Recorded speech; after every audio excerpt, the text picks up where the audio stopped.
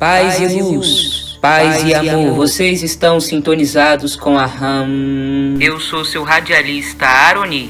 Estamos lendo o livro O Sublime Peregrino do mestre Ramatiz, psicografado pelo médium Hercílio Mães. Capítulo 26. Jesus e os Essênios.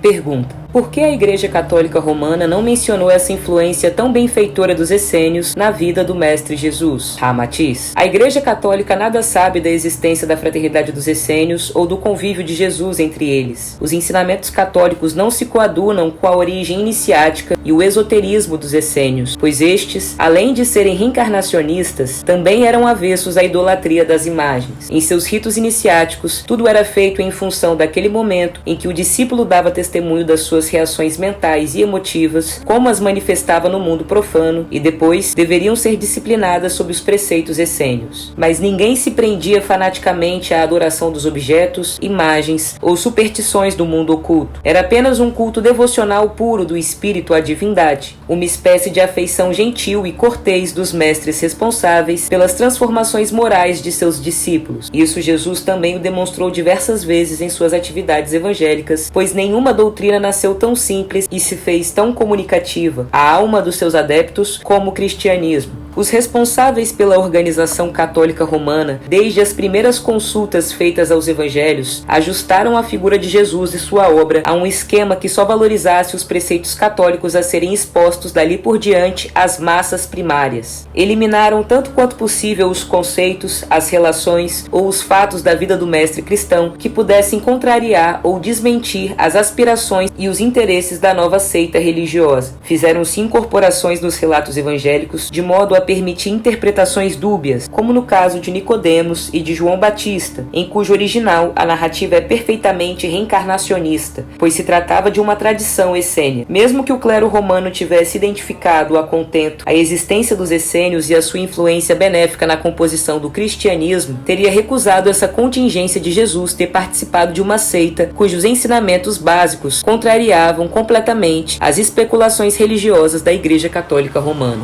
Pergunta: qual foi o clima psíquico na Judéia ou o motivo que favoreceu o advento da fraternidade dos essênios? Ramatiz: a Judéia era bastante influenciada pelas mais variadas correntes filosóficas, religiosas e espiritualistas, provindas principalmente da Índia, da Grécia e do Egito, em cujos países o culto religioso, malgrado seu aspecto litúrgico ostensivo, traía um cunho profundamente esotérico. Em breve constituíram-se grupos de judeus estudiosos e praticantes dos ensinamentos esotéricos, e que então se reuniam, guardando sigilo para evitar a perseguição do Sinédrio, o qual podia punir até com a morte os que se rebelavam contra seus preceitos oficializados na época. Na época de Jesus, os eremitas pululavam pelas encostas rochosas da Judéia e viviam isolados do mundo profano, que achavam fundamentalmente pecaminoso. Eles buscavam a glória de Jeová pela prática da virtude, da abstinência dos prazeres e pela renúncia aos bens do mundo. Surgiam seitas, santuários, lojas, ordens ascéticas e fraternidades, cujas regras e princípios decalcados da velha iniciação habitual da Índia e do Egito empolgavam os novos adeptos. Os crentes e discípulos afinavam-se alegres e felizes, bebendo a cultura espiritual nas fontes iniciáticas de outros povos. Os monges, peregrinos, profetas, aventureiros e religiosos, egressos de países estranhos, penetravam na Palestina trazendo os costumes, as ideias e práticas iniciáticas dos lugares que visitavam ou agiam pelos seus interesses. O budismo já havia completado quase 6 séculos, quando Jesus surgiu pregando o seu evangelho. Inúmeros judeus de boa cultura, apesar da vida anacoreta dos monges budistas, também vinham tentando modelar sua vida sob as mesmas regras ascéticas. A fraternidade essênia foi a primeira instituição que vingou disciplinadamente e coesa no solo judeu, pois os seus estatutos do mais puro idealismo para a época e o ambiente, além de sensatos, eram práticos, graduando seus filiados de acordo com o seu entendimento esotérico, sua capacidade de serviço e autodomínio sobre as paixões inferiores. A ansiedade espiritual que viceja no âmago de cada ser humano, como centelha emanada do Criador, então proporcionou a fundação e a vivência da confraria dos essênios, remanescentes da fraternidade dos profetas, que fora fundada pelo profeta Samuel, o qual qual também ali se encontrava reencarnado na figura de João Evangelista, e mais tarde, retornando à Terra como Francisco de Assis. Pergunta: considerando que Jesus poderia ter prescindido dos essênios em sua obra redentora,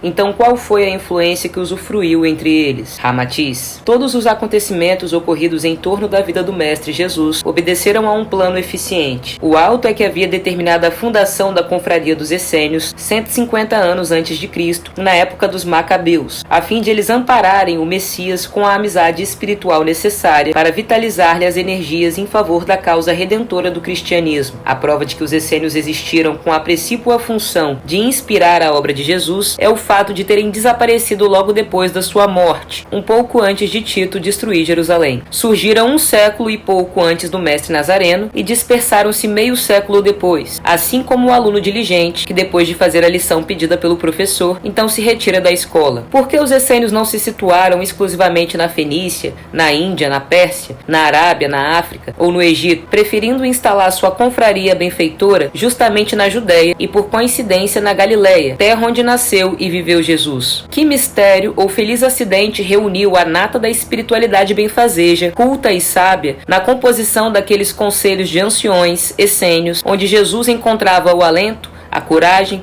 o estímulo e o carinho precisos para lograr o seu empreendimento tão prematuro para sua época? Quem lhe deu tanta força e ânimo para cumprir, no tempo fixado pelo alto, a paixão e o fecho trágico do Calvário? Os 3 últimos anos de sua vida transcorreram sob uma inspiração oculta, vitalizante e obstinada, em direção aos objetivos redentores e ao sacrifício supremo na cruz. O alto assistiu o amado mestre a todo momento de sua vida, exortando-o para não desanimar sob a força dominante do instinto humano e a hostilidade do meio adverso à sua linhagem angélica. Ele também usufruiu da amizade pura e sincera de seus companheiros, amigos e discípulos, compensando-se da frieza e das censuras dos próprios parentes. Suas angústias, tristezas e saudades da moradia venturosa recebiam generosa compreensão e salutar compensação entre aqueles anciões essênios, libertos das ilusões da vida material e vivendo exclusivamente em função do Espírito Eterno. Qual o gigante, o herói, o santo ou conquistador do mundo que por vezes não precisou de um alento, um gosto ou de uma palavra afetuosa de algum amigo ou conselheiro? É indubitável que a mensagem evangélica libertadora de Jesus, divulgada na Terra há 2000 anos, ainda era prematura para qualquer nação diferente da Palestina, cujo povo era fanaticamente religioso em sua fé absoluta. Ali já se fazia a influência esotérica dos essênios, pois se viviam ocultos nas grutas e isolados em mosteiros. Suas ideias e seus sentimentos eram perfeitamente semelhantes aos princípios do cristianismo. Transmitiam-se de homem para homem, produzindo silenciosamente o clima eletivo para a frutificação das sementes do sublime evangelho. A seara cristã já estava com a terra pronta para semeadura e garantida a germinação através do adubo essênio. Ali pregava-se a ideia superior do amor a Deus e ao próximo, pesquisava-se a imortalidade da alma e estudava-se a reencarnação. Censurava-se a guerra, o furto, a exploração, a avareza, o ódio e a vingança. Cultuava-se a bondade, o perdão, a renúncia e o sacrifício da própria vida. Faziam-se votos de retidão e de serviço ao próximo, protegiam-se as crianças, amparavam-se os velhos e os enfermos, ensinava-se o respeito alheio e o culto exclusivo dos bens do espírito superior. Torna-se, portanto, evidente que esse grupo de homens, cultuando isoladamente todas as virtudes superiores do espírito, era uma espécie de embaixada espiritual que descera à terra para receber o Messias, o qual então daria forma objetiva e didática aos mesmos princípios que os essênios cultuavam e o cimentaria com a substância do seu próprio sangue. Qual outro povo ou confraria humana ofereceria condições mais eletivas e inspirativas ao Cordeiro de Deus do que o judeu com sua fé e os essênios com sua sabedoria espiritual? Os romanos, os gregos e os egípcios viviam aferrados aos seus deuses de gostos tão epicuristas quanto os próprios homens. Nessas civilizações pululavam credos, seitas, interesses e caprichos que desuniam as criaturas e as impediam de devotar-se a uma doutrina tão simples, humilde e popular como era o cristianismo. Os romanos ofereciam tributos a seus deuses, apelando para que lhes satisfazessem os caprichos, os desejos e as paixões interesseiras. Os gregos perdiam precioso tempo nas especulações filosóficas dos porquês intermináveis e na verborragia das sutilezas irreverentes. Os egípcios, fanatizados ao culto de Osíris, faziam da morte que liberta um motivo lúgubre de adoração que atemorizava e abatia o espírito. Qual seria o sucesso de Jesus na exposição da ternura encantadora do Evangelho, enfrentando o sensualismo dos bárbaros, a arrogância e o orgulho dos romanos, ou mesmo a presunção e o envaidecimento cultural do grego, que consumia o seu tempo a fazer acrobacias excêntricas no trapézio da mente? Jesus, devido à sua renúncia e honestidade espiritual, poderia ter prescindido dos essênios na execução de sua tarefa redentora, e mesmo sem eles também atingiria o calvário na hora psicológica. Já não podemos afirmar o mesmo quanto à sobrevivência e o sucesso do cristianismo sem o terreno adubado pelos essênios.